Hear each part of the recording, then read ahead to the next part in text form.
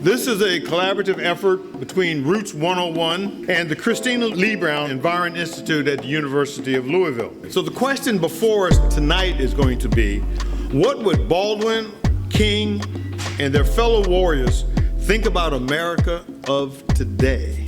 It's so important to me that we work very hard to create a world in which our children can enter into with more dignity, more equality, more humanity, and have opportunities that folks before them did not have.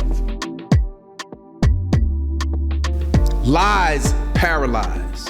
True education liberates, but also troubles. We aren't where we need to be, and we need to come together and discuss that much more openly and honestly and bravely.